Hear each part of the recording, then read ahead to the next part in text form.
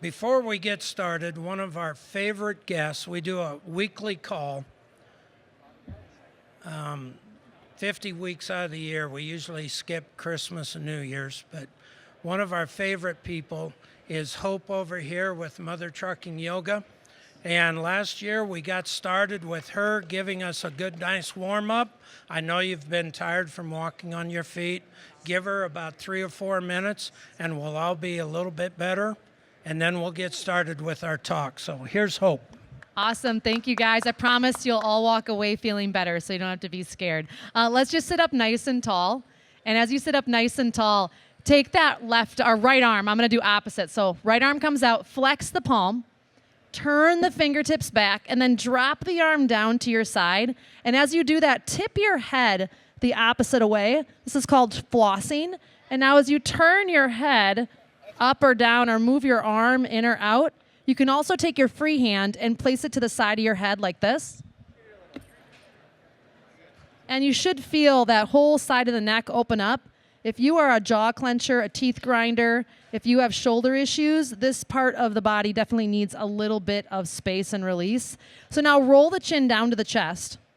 And take both of your hands and place them at the base of your skull. That's called the occipital bone. And as you interlace your fingers behind your head, push your head back up into your hands and resist. Really relax the shoulders down and just take a couple of breaths here. All that tension and tightness from looking at all those pretty trucks, you got to release that out of the neck. And then release the hands and roll your head up to the opposite side. So we're going to the opposite shoulder. And then as you flex your palm, turn your fingertips back. So remember, we're turning that arm backwards. And then drop the head to the side. You can take your free hand and just give a little bit of tension and pull. This is something that you can be doing throughout the day as you start to notice more tension in your neck or shoulders, headaches. Again, if you're a teeth grinder or a jaw clencher. And then bring the head back up to center. And then my last one is my favorite one. You're going to take your hands, find your clavicles. You can go right over your shirt. And you're going to place both hands hand over hand and pull down on your chest here. Open your mouth. Keep your mouth open. I'm going to talk. You're going to keep your mouth open. And as your mouth is open, tip your head back. And once it's as back as far as you feel comfortable, close your mouth and push your bottom jaw and chin up to the ceiling like you have an underbite. And then try sliding your bottom jaw side to side as you pull down right by your clavicles. So I call this the gobbler stretch because you're going to help bring more tautness to your neck again. And if you have a lot of pain in your upper neck and the back, it's actually the front that's tight. That's actually what's causing that pain. It's not where you're feeling it. And then bring the head back up to center. Nice job. Let's just do one more here. So for those of you that are sitting, we're going to stay sitting. I'm going to actually just use this lower level here. And as you're sitting, you're going to take your left leg, we did this earlier today, and bring it up onto your right ankle or on your right knee. It's been a long 3 days here. Flex the foot, sit nice and tall, and then lean forward as you press down on that crossed leg. This is called figure 4 stretch. So my sciatica friends, if you struggle with sciatica, if you have piriformis syndrome, or just that constant pinching in your lower back, you need to create space in your hips. It's not necessarily your lower back that is the problem. It's oftentimes the hips kind of pinning together. And then bring yourself back up. Let's do the same thing on the opposite side. I'm going to hand the mic back over. All that walking, let's bring it forward, flex the foot, nice long spine as you lean forward. Think about hinging from the hip rather than rounding in your back. And you should be feeling that maybe in the lower back, possibly in the hip or inner thigh. And then bring it back up again. Bring your shoulders up to the ears, relax them down and back. And now you guys are ready to listen to Trucker Solutions. Thank you, Hope. Like I said earlier, we have a weekly call. Hope's next call with us will be the 10th of May, if I remember right. You can watch for it on our Facebook page. Good afternoon, everyone. I'm Joel Bowman. I'm fortunate enough to be the chairman for the second consecutive year. Welcome to our discussion this afternoon about failing to succeed. Failing being first attempt in learning. Everybody's seen, on the bottom of your mirrors, get out and look. That's, we're kind of playing the acronym. First attempt in learning. Trucking Solutions Group is a group of owner-operators, fleet owners striving to improve our business through education, both of ourselves and others, while projecting a positive image to the industry. We fulfill this goal by acting as professional focus group, beta testing products or services, and discerning the potential impact of proposed rules, regulations, and products. As I said earlier, we have a call every Tuesday afternoon at 2:30. Some of those are open calls, some of them are closed, and they usually happen one of three ways. Yep. We have a guest speaker, we have general topics, and we also have witty banter. If we don't have a guest speaker, the calls are usually just the group members themselves. And they, I know one time it turned into, I have an air leak, but when I slow down and stop, I can't find it. It turned out that with the Cascadia and the Detroit axles, at 35 miles an hour, it starts blowing air into the oil and splashing it up onto the gear. One of those lines had come loose. You couldn't find it if you'd stopped. One of our other members knew how to fix that. So, if you've been one of our guest speakers, I'd like you to just raise your hand and thank you for your support. I know we got Brian back here, we got Doc 411, Hope's back there. We appreciate you guys giving us your time. And I know some of the calls are usually an hour. We've also gone up to about 3.5 hours if the subject was good and we had a lot of questions. So, and at the end of this presentation, we'll give you a slide that has all the people that have been on one of our calls, and they'll be highlighted if they have a booth here at Matt's. Now we're going to go through the slides of all the people. I'm not going to do anything talking about them, but as they're scrolling through the current members, I'm going to talk to you about, our 4 group members that are here. We've got Stephen, Sandy, Mark, myself, and this gentleman is Bob Bailey. He's with Landstar, and he's helped us for the last, this is your 4th year. He's going to be the prompter. If you guys don't have any questions for us, or this is supposed to be like a roundtable discussion or sitting at the restaurant, you and us having a conversation. That's why we're sitting at tables, plus our feet are tired. So Bob's going to keep the discussion going if you all don't have something for us. However, we do want you to feel free to ask any question you want. We're going to come up to a time where we're going to get to our topics.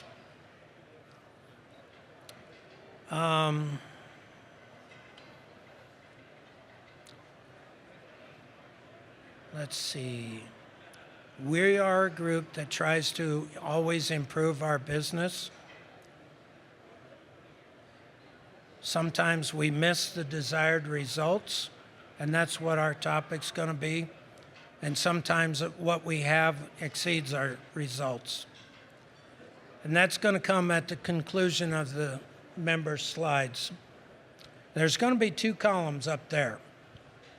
One is not how we failed, it's questionable choices. Everything we do should have a purpose to try and improve our business. And we're going to have some topics up there. The other column is we would definitely do it again and recommend it to do again with anybody else. And before we get to the end, one question we've always had in the last 3 years, how do I become a member of the group, or how do I start my own group? If you are interested in starting another group, kind of like ours, there's only about 16 people in the group, and they come and go.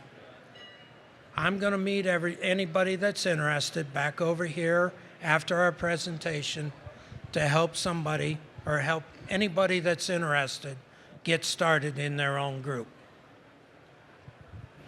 And, I got a little more time. One thing about our group, or any group like this, is it's not difficult to be a member. You should be ready to contribute your knowledge and your talents. No one knows it all, but as a group, everybody gets to improve based on somebody else's talents and their knowledge. And that's been the biggest thing that's helped all of us up here. All right. So now, I got one more thing before we get started. Actually, two more. Who thought 2024 was probably the toughest year they ever had in their business? Well, there's a few. Now, the opposite. Best year ever was 2024. Yeah, I didn't think so. One more thing. Now, let's just get started. So, Bob, it's now up to you, I guess, unless somebody has that first question. Look at what we got up there. We got a question right there. That little girl has a question. Oh. Oh, she put her hand down. Yeah. All right. Well, welcome everybody.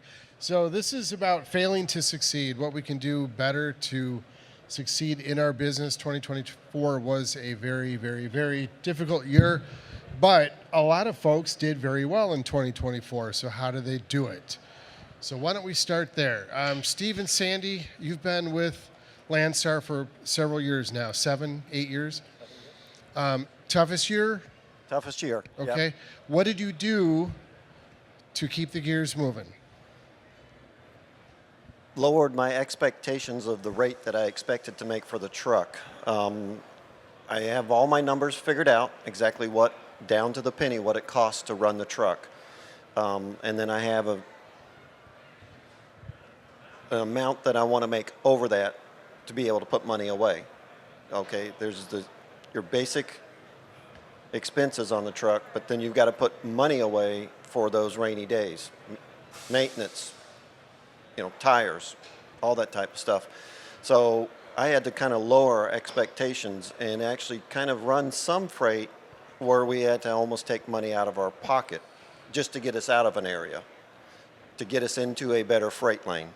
So you just have to kind of make that decision. And also the other thing that we did is we did a lot of moving of ourselves out of our own pocket to get over into where the freight was, where we saw the freight was. All right, Mark, what about you? Good year or bad year, 2024? It wasn't mine.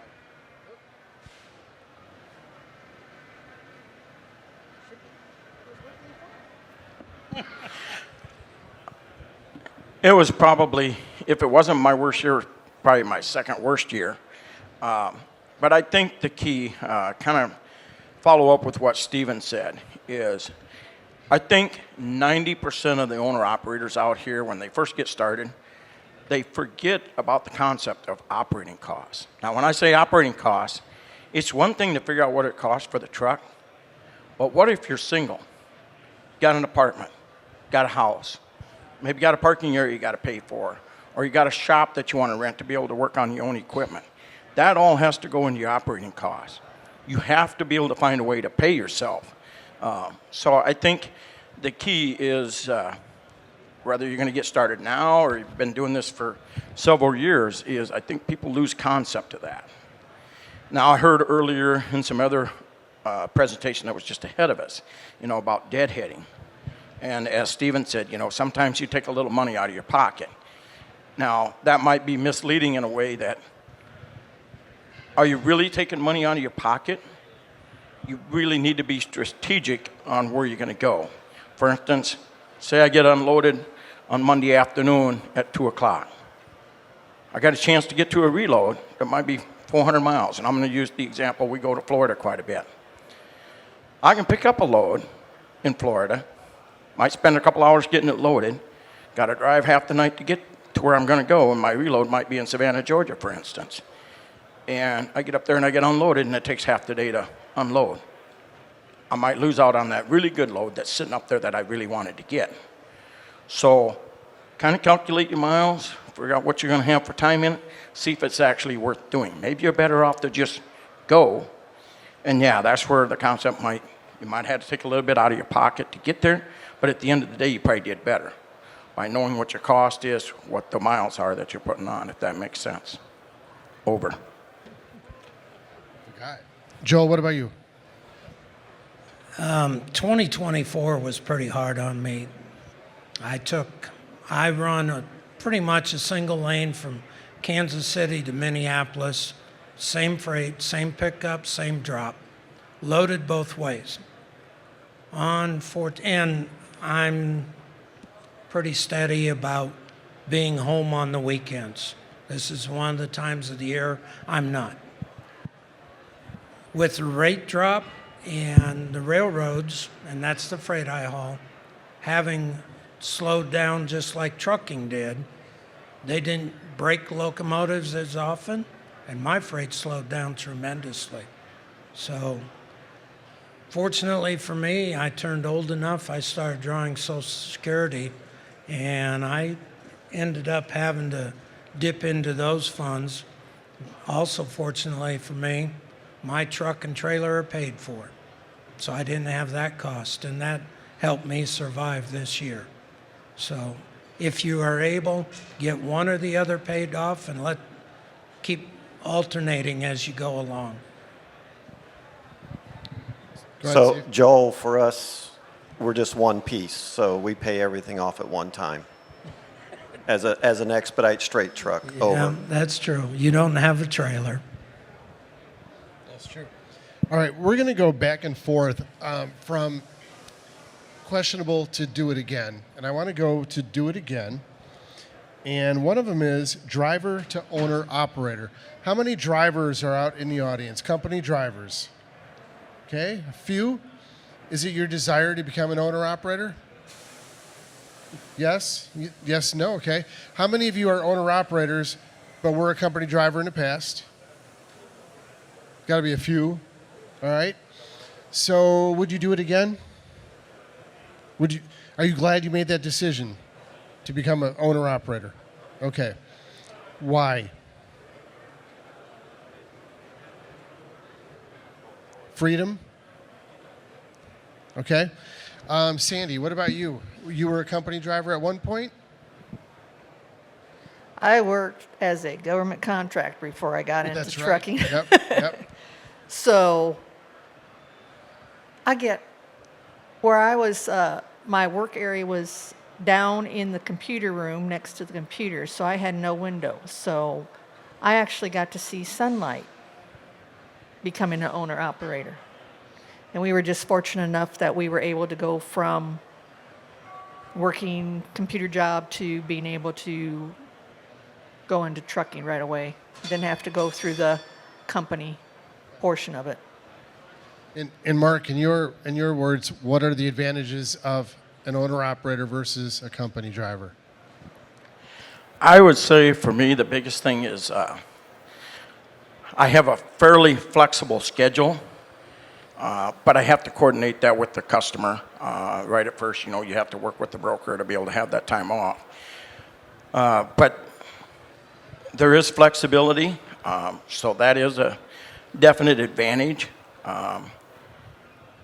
If for some reason an emergency happened at home and I needed to get home, I have to work with it with myself and the broker. That hasn't happened very often, but I would say the biggest thing for me is the freedom to have a flexible schedule, but it comes with a lot of headache and it comes with a lot of discipline. Meaning you got to make sure that when you need to be out there working, you're out there working. Like myself, I have a dedicated customer. When they've got work to do, we have to be willing to go. Now, they're not demanding saying, well, we need your truck every Monday or anything like that. We have a pretty good relationship. But there's a trade-off. Even though you got the freedoms, you got to be there when your customer needs you. Over. All right. And I want to flip over to factoring, factor services.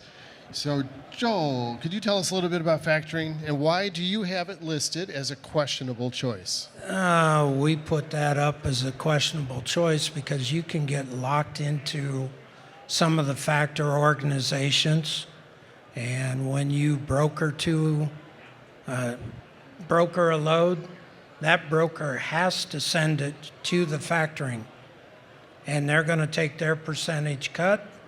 And Mark experienced what took you about 3 months to maybe 6 months to get out of your factoring company and losing 10% on every load. So, in this past year, 10% meant a lot. So if you, as early owner operators, if the broker offers a quick pay, you would be better off doing that than going through a factor company, in my opinion. Also, I've always been a lease operator, and I let the company that I was leased to take care of that. Come Friday, I had a paycheck going to the bank. Mark? As Joel said, I had a pretty rough experience with that. And, there's a lot of different ways I can go with where the issues were on that. As you all seen in the last 2 or 3 years, we've seen a lot of trucking companies go bankrupt. We've seen brokers go bankrupt. But more importantly, we've seen a lot of fraud. And I'm talking a huge amount of fraud. I've actually been blessed enough, I got alerted on a couple under my MC number that I got stopped before it ever happened. But I know there's some large carriers here that it's happened to, and I've heard the horror stories with that. But as Joel said, most factoring companies will sucker you into saying, well, 1.5% and fuel discounts and 2%, 3%. Then there's some that you got to do a minimum monthly revenue. And my biggest experience that caused me to go away from it is due to the fraud, some of the brokers weren't paying right away. The factoring companies had to go verify all the invoices. They had to verify all the PODs, the bill of ladings, get with the broker to confirm all that. Sometimes it took 2 days. Sometimes it took a week. And you get into the factoring because it's quick and convenient. I'll admit, when I first got started, it was a great tool. Today, my suggestion is, if you've got the credit, go to your local bank. Work with your local banker. I saved 9% of my brokering fees by going to my local banker.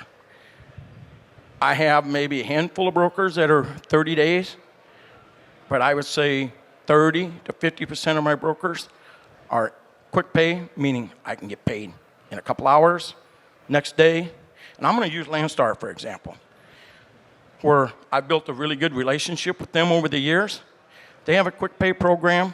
They have a fuel discount program that you can get as an outside carrier. Their quick pay costs me about $5 a load. If you do a $1,000 load, $5, is what it is, 0.5%. You do a $2,000 load, it's still about $5. And it's in my bank account in 48 hours. And I get the luxury of being able to go off of their fuel card and use their fuel discounts that they offer us. I can get tire discounts. So look at other avenues versus the quick convenience. Don't let that sales pitch get you caught up into doing what's convenient because you think that's the only way to be successful. There's other tools out there. Now, I'm not going to say factoring companies are all bad, but do your homework and see if there's ways to do better. Over. You really don't need to do that. Awesome. Thank you, Mark. If you are going to use a factoring company, what is a reasonable percentage that one should have to pay? You mentioned 10%. That's outrageous. I would say if you can get in that 1.5% to 3%, but go for a factoring company that has a non-recourse. Now, what I mean by non-recourse, let's just say you find a load on the load board. You get a hold of your factoring company, they will verify if the broker is legit and worth doing the freight for. And if they are, go back to that broker and say, hey, You know, I see you got $2,000 on that loan. Ask for another $200. Guess what? That's 10%. You're going to give up 3% for factoring. But you get approved and they say there's no recourse. Now you just made 170 by asking for more money. Now, is that broker going to always give you more money? No, but 3% of $2,000 is, I take that back. You'd have got about 140 because you'd give up 60 bucks at 3%. So if you give up 60 bucks, but you get an extra $200, you just put 140 in your pocket and you covered that fee. And you don't have to worry about the factoring company coming back at you to get the money because they didn't get paid by the broker. So that's part of the reason they charge a little higher percentage, knowing that they're going to get paid. And they're doing the homework to go get that money if they don't get paid. So that's where the reason that they charge the fees that they do. But I can tell you there's a couple of factoring companies here that are pretty reputable. All right, thank you. So on the do it again side, we have, I'm going to jump down to the bottom, doing minor maintenance. One of the biggest factors that we see is an individual will have major problems with their truck. They bring it in, it's going to be in the shop for 2 to 3 weeks. In many cases, they don't have money for that repair. What can drivers do to avoid that situation? Sandy, suggestions? Do the simple repairs yourself. I can even change windshield wipers. If you can do it on a car, you can do it on a truck. It's just higher up in the air. So if you have room for oil changes, you can do oil changes. The lights, if you got a light that goes out, you can replace lights. But I've got my own built-in mechanic, so I don't have to do a lot of that stuff. I hand the stuff up to them. I'm the gopher or hand it up to the person. Sandy, are you able to change your blinker fluid? Every day. Awesome. Glad to hear it. Joel, what about you? Maintenance for me became so important. When I first got my first truck, I literally was outside in a snowbank trying to fix wiring on my trailer. I shorted out. I decided right then and there I needed someplace inside. And I ended up buying a shed, and almost 30 years later, it was the best investment I ever made. When I bought it, it was one I had started in 30 years before that, so I knew it was a good truck shed, and I thought I would never fill it. Now I've got 2 more outside storage sheds, but it grew. Changing your own batteries, fairly simple. I went to even doing all my own tire work, buying the tools. If I needed it once and I had to borrow it from somebody, I was probably going to need it again. Did I have to have top of the line? No. And I am a big fan of that latest big box store for men called Harbor Freight. But tire tools, I even got down to wheel seals. Recently had an axle end started leaking, did my own work. And fortunately for me, if I need the advice of a mechanic, I can call my friends at my local Freightliner dealer and say, hey, Arlen, help me out here. What do I need to do? Or what's the torque spec? So have a good mechanic friend willing to help you out also helps. And it'll save you an awful lot of money. You know, right now, I think it's $200 an hour just to go into the dealership for any kind of work.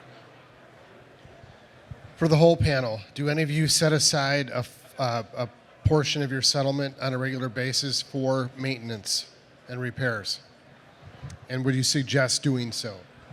Absolutely. I set aside, I started when the truck was brand new, I started at 5%. And then every year I increased that 1%. So then it went to 6, 7, 8, and I got all the way up to 12, and I felt that we were good at 12 because I was well ahead for paying for maintenance. So in brand new, you've got a warranty. You've got the warranty to, depending on what truck you have. Ours, it was 50,000, 500,000, sorry, on the engine and 700,000 on the transmission. So you start bankrolling that money for when it goes out of warranty, and now that comes out of your pocket. So yes, I started at 5% and then worked all the way up to 12%. And then I felt at that time we were out of our warranty at that time. So then I felt comfortable with the amount of money that we had there to keep going just at 12% and not increase it anymore. And now we have 800,000 miles on the truck, and I could actually transfer money possibly out of that line item, budget item to somewhere else if I wanted to, but I'm leaving it there because of the mileage. Over. Anyone else? I'd like to add to that I started putting money aside for two reasons. Number one, I don't care if you have a brand new truck, you're going to spend money on maintenance.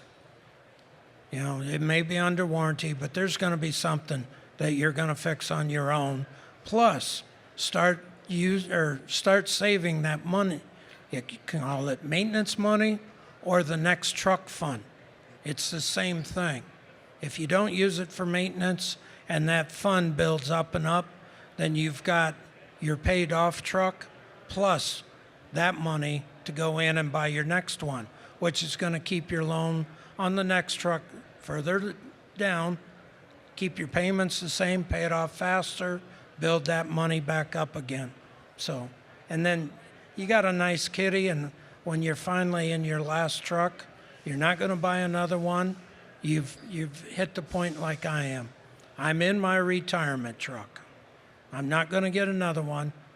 And I'm at the point where I know I'm going to start spending more money on the truck in my shop, which also means I'm going to spend more time with my truck in my shop.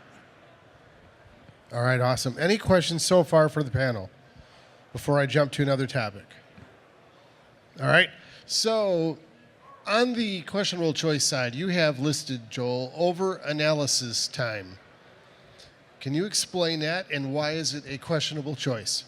Overanalysis. Everybody says you have to figure out to the penny where you are and how much you're making. Well, if you're into that, good.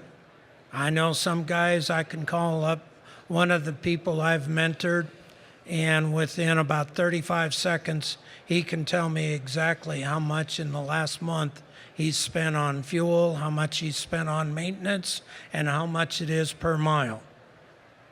Now, on the flip side of that, there's me. I know that I'm still making money because my checkbook is going up and up and up in amounts. And I know 2024 was really bad because my checkbook amount kept going down and down and down. But I knew I was still making money. So you can overanalyze if you spend way too much time at it. Go have some fun.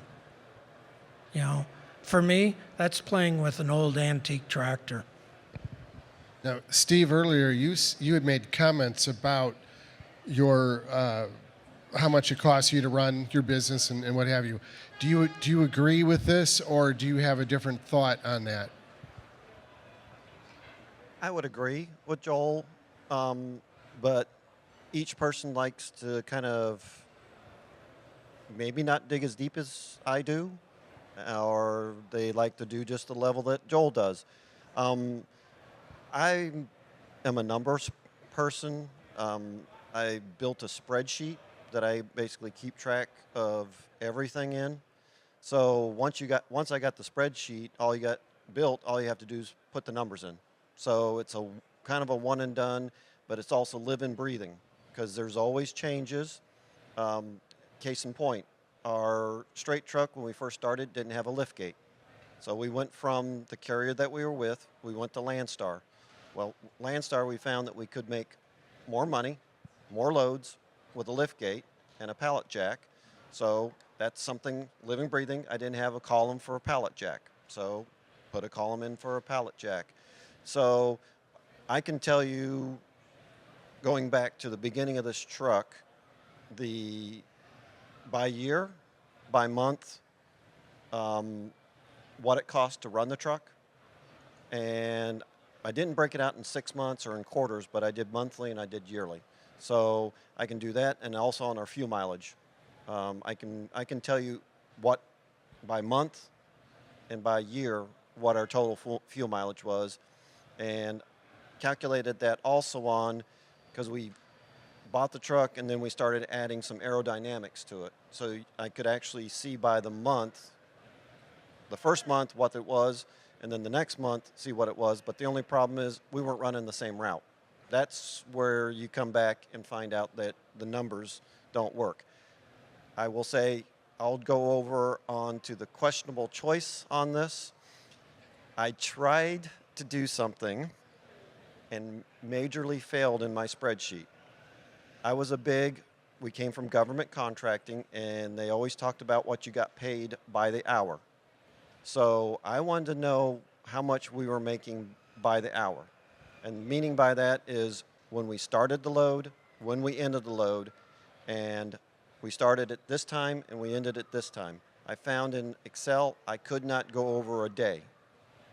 It would not know if you started today and finished tomorrow, it would not know. If you started today and didn't finish until Tuesday, because the load was that and you had to sit on the load, it wouldn't work.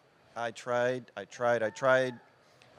Went out on some forums, asked people, and they came back and said, we've never been able to get it to work. Microsoft even answered me once and said, we've never even had anybody really try that. So I failed at that. Also, we would forget to write down when we left and when we finished also. That's our fault. I mean, if you don't have good data to go in, you don't have good data coming out. But that was a major failure that I spent too much time trying to get it to work. Over. And Mark, where are you on this topic? I'm kind of in between. I do run numbers. Don't get me wrong. I do try to keep the numbers to where at the end of the year, say, for instance, you go to the accountant and says you got to pay a little bit more in taxes. Well, maybe the tax rules changed a little bit. That's always a possibility. But maybe you had slightly less revenue. So you look at last year's number, shows you had slightly less revenue. But what else went down? If freight goes down, guess what else typically goes down? Fuel costs go down. Maybe you're running less miles, so you don't have as many oil changes, for example. Maybe you're not buying as many tires. So at the end, maybe you had a slightly higher profit margin because of those costs changing. So I think it's very important that you keep track of the numbers. Don't necessarily have to be right to the penny, but you need to have a good handle on it. Because if you see something going up in price, what's causing it, Maybe you went with a different brand tire and you're not getting the mileage out of it, so you're having to spend more on tires, for instance. Or maybe your fuel costs went up because maybe you started running a different lane. We've seen it with a couple of our trucks. There was one quarter where they made about 4 runs out to the West Coast, out to California. My wife takes care of the fuel bills every week, and she goes, we went from $6,000 to $8,000 a week in fuel, for instance, because they were running out west. The cost goes higher. When that cost goes higher, guess what else needs to go back up again?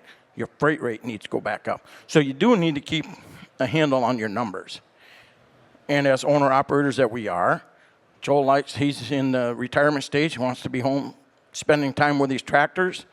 Guess what? Takes money to buy them tractors. Maybe he needs to make a little bit more money or whatever. Myself, I like to take a lot of fishing trips or spend time with my kids doing livestock shows. Takes money, so maybe you got to run some higher freight. Thank you. One more thing, we talked about analyzing what our business is doing. Another way to look at it is overanalyzing what you think could improve your business, but you don't get around to it. Buying something that's going to increase your fuel economy. Buying that non-aero truck versus an aero truck. Going from one brand of tire to another brand of tires. Sometimes you know, you can think about it and overanalyze it, and then 6 months later, you finally do it and realized you should have done it right away because you're making more. So it's you got to have a balance of analyzing what you want to do, where your business is at, and making that improvement. And that is a perfect segue to aerodynamic trucks. Who would like to talk about aerodynamic trucks? Oh, I'll take that one right okay. away. I've got a Cascadia, all aeroed up. I modeled mine pretty much after Henry Alberts with Team Run Smart. I was at the fuel island the other day, and my truck is only about that far off the ground, the front fairings and the side fairings. It's all for aero. Gentleman parked next to me with an International Lone Star, and he just jokingly said, "Kind of hard to get under there and grease it, isn't it?" And I tapped my belly and I said, "Oh yeah, I got to have special ramps and get it up in the air, or I got to start at the back and crawl the way up." And then he did look at me and he goes, "But what are you getting for fuel economy?" Well, with this new trailer, I'm down to 7.5. He kind of looked at me and he goes, "Wait a minute, you said you're down to." I said, "Yeah, before when I was doing a straight flat, I was getting 8.25. And he kind of went, Well, a little while later, we're standing in line at the cashier getting our sandwich and cookies and drink, getting ready to go. And he looked at me and he goes, "Real quick in my head, I just figured out every year you're spending $10,000 less for fuel than I am." I go, "Yeah, that could be." "Well, in 10 years, that's $1 million. Yeah. You know, I think I'd enjoy having a problem trying to get under your truck to grease it for $10,000 a year. So that's my story with aerodynamic trucks. All right. Mark. Yeah, as Joel said, I copied Henry Albert's truck as well. And it was interesting, about the time that I'd already looked at Henry Albert's truck here at the show. And unbeknownst to me at the time, I had been to the same Freightliner dealer that Joel had got his truck from. And I was getting some service work done. Or I take that back. My dealer had let me use a demo truck. And I had a clearance light go bad on the demo truck. So I pulled in the clear light quick. And while they were getting that taken care of, I noticed this pamphlet laying in the driver's lounge. Again, I didn't realize it was Joel and that he was from northern Iowa, about 50 miles from me, but it was talking about the fuel economy he was getting with a flatbed.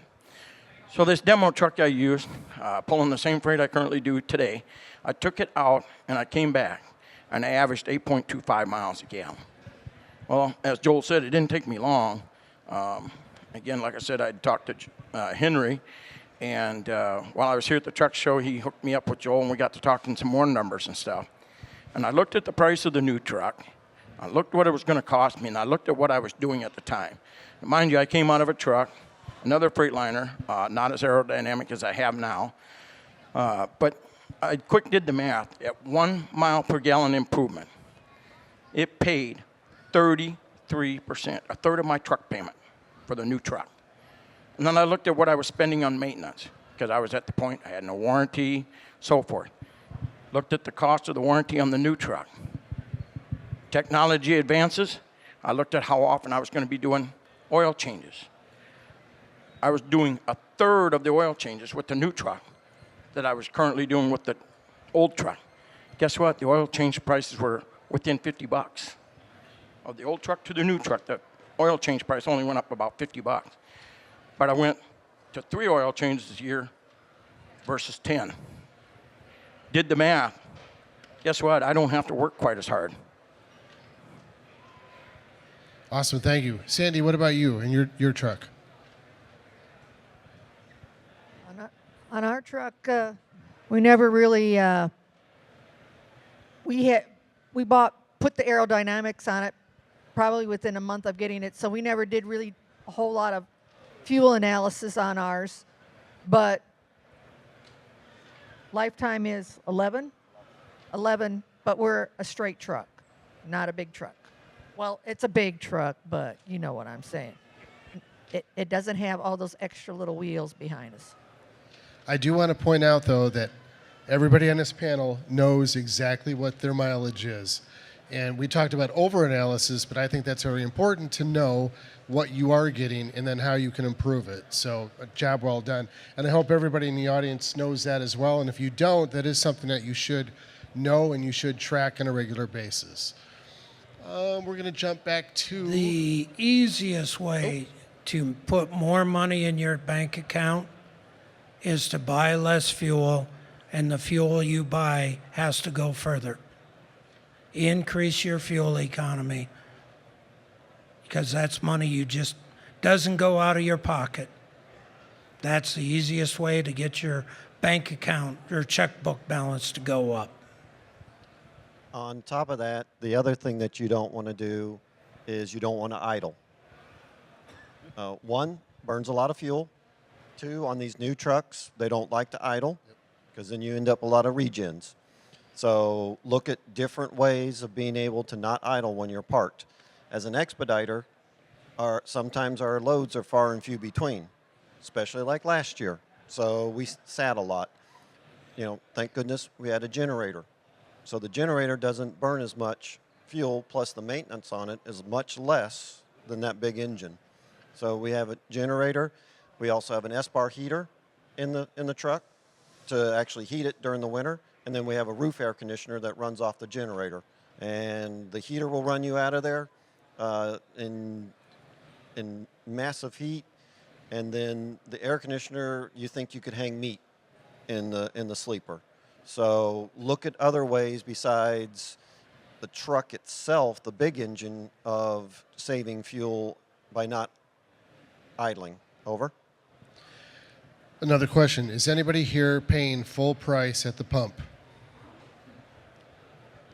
No, absolutely not. I know I check 3 different fueling apps, plus my own company. Several years ago, the company decided they were going to keep part of their discount. So I went to buying all my own fuel, and I will use pretty much one station because I like one particular route, and that's the cheapest, or not the cheapest, the highest quality fuel for the price I can get. That's another thing you need to watch out for. You can buy fuel for maybe a nickel less per gallon, but if your fuel economy drops doing that, it costs you money. So figure out one station that you like or one chain that you like and use that fuel. So with us, we're at Landstar. So we use the Landstar discount. We have, with the Trucking Solutions Group, we have looked at other discounts, and they don't come anywhere near to what Landstar does. But yes, when we first got the truck, we did experiment to find out what the truck liked to run on to give us the best fuel mileage, and we found the chain that it likes to run the best on, and we now have that lifetime averages. During the summer, we're at about 11.1, and then during the winter, it drops down to about 10.9, 11 because of the winter weather. Just you use more fuel, but it's lifetime at 800,000 miles and at 11.1. We've been beat by other people that have done better than that, but yeah. So with Landstar, the discounts are just, we don't need to go shopping anywhere else. Mark, did you have a... Well, as Joel said, and also being part of the group, which is a benefit, we all communicate and we build relationships with different brokers or other information that's out there. I got about 4 different fuel cards / apps that I use. They're out there. But, you know, going back to that building a relationship with a broker, there's some brokers that, well, I got 2 of them, 3 actually, that I work with that offer me a fuel discount. And, you know, you got to look at the apps continuously, you know, every day. You got to look at them. I get an email from a couple of them every day because the price does change, but maybe this card today's got a really good discount. and card B doesn't have the same discount, but then tomorrow, card B's got a better discount than card A. So you got to do your homework and look at that, and that's where maybe the numbers game comes in, pretty important, especially at fuel, because as Joel said, the bottom line, fuel is the easiest one to cut costs. And I'm going to put it out here right now because you're going to see it when we come up with a guest speaker slide. The two that I use, Mudflap and Wex 10.4, and they're both here. If you don't have those apps, I highly encourage you to go check it out if you're spending your own money to buy your fuel. Even if you have a company card, check those prices against the company. You will save a lot of money doing so. Then the next one, and I think we only have time for one more subject here, and I want to do the one on change carriers because you have it listed as both a questionable choice and a do it again choice. And I could throw in all kinds of stuff on that, but I'm not going to. So, Joe, we'll start with you. Years ago, I fell in love with a dedicated run. It was from Chicago back into Iowa, and this was back in my cowboy days before an ELD. And I could run all I wanted to. In fact, I knew how to make the logbook show my fueling stop when I actually did it. It just showed me going the wrong direction. And when one carrier lost it, I went to the next one that still had it, and I stayed there way too long because the second carrier had dropped the rate. And I liked the people I was at the shipper, I liked the people at the receiver, but I didn't like myself, and it hurt me. So changing carriers was bad, but then I had to change carriers to make it better. Mark, any input on that one? Well, when I first got into it, I started out as a hot shot, leased to a little small company out of Indiana, and then I got hooked up with a private carrier with a different setup. I call it a wedge trailer for hauling cars and campers. And then I got my own authority, and then I needed to get into a big truck for the customer I currently have. And in order to do that, I made the mistake of trying to buy the gentleman's MC number without doing my homework, and that went south. So then I had to lease to a couple carriers. And partway through that process, unfortunately lost my father due to health issues, and he always had the goal drilled into my head to try a local job to where I could be home every night and weekends with my family. Tried that for about 14 months, and again, I didn't do the homework that I should have, and went backwards a little bit financially, and then got my truck that I had before I did that job, got it back together and put it on the road. I was leased to a carrier out of Oklahoma for about 6-7 years, and that's when I run into Henry and Joel, and they worked me through the process to spec out a fuel-efficient truck and get me to where I am today, and I reinstated my authority back in 2020, and it's probably the best thing I ever did. Granted, it came with a lot of hiccups, a lot of bumps in the road. Do I regret doing any of those things that I ever did? No. Even doing the company job, I don't regret doing it because I learned something from it. And as our topic title is, fail to succeed. You tried it, didn't work, tried what does work. But it wasn't easy. By no ways, any means, shape, or form was it easy, but I'm super excited to be where I'm at. But I think the key at the end of the day, wherever it is you're at, build good relationships and have patience. Patience is key. I know we got a mutual friend out here that's listening to us today. I've heard it out in the parking lot this year. I've had a couple people say, well, I feel stupid. No need to feel stupid, because you know what? We've all started very similar places you have. Maybe not in the same place, but very similar situations.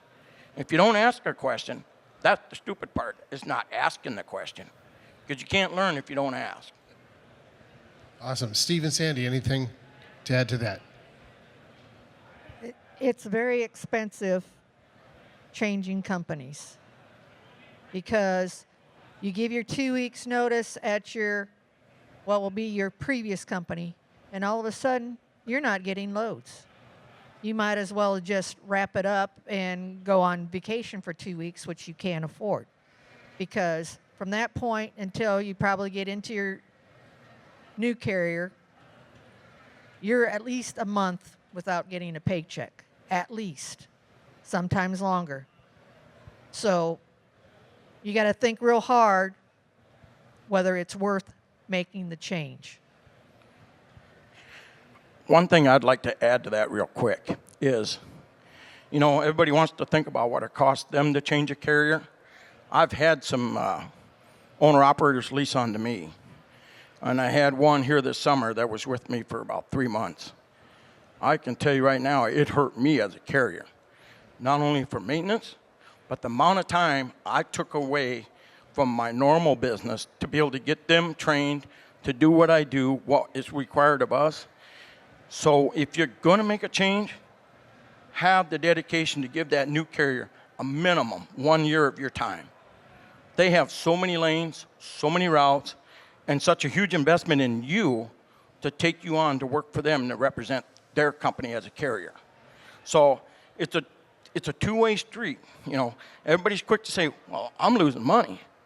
Just remember, the carrier you're going to is making a huge investment in accepting you as an independent contractor. And adding to that, if you make that move, also besides a month or more without a paycheck, think about how long it's going to take you to learn the new system. When you go to a new carrier, it's totally different from the carrier that you came from. So in our career of now 13 years of trucking, we've been with 3 carriers.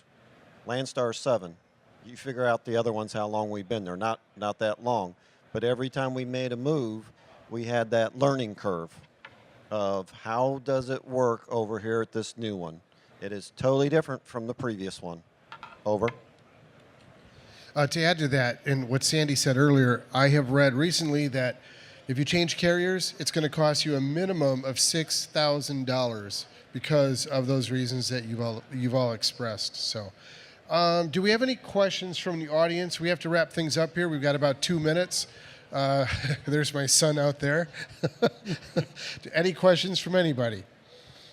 All right. I'd love to. Oh, go ahead, Joel. I'm going to conclude it. Bob, thank you very much. We really appreciate you helping us out.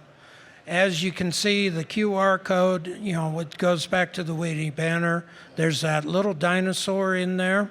That's because one of our members decided he had to have a purple truck, and we all nicknamed it Barney, much to his chagrin. So that's the dinosaur in the center. I won't mention anybody's name, but he's, you know. If you have questions for us and you want to talk one-on-one, we're going to be back over there. If you want to help start another group like ourselves, I'm willing to help you out. I'll be back over there. Otherwise, thank you for coming. We appreciate you. Joel, one quick question. Do you have to be an owner-operator to be in your group, or can you be a company driver? In our group, you have to be a truck owner. Okay. So, owner, operator, fleet owner, you have to own a truck. Thanks, everyone. Thank you all.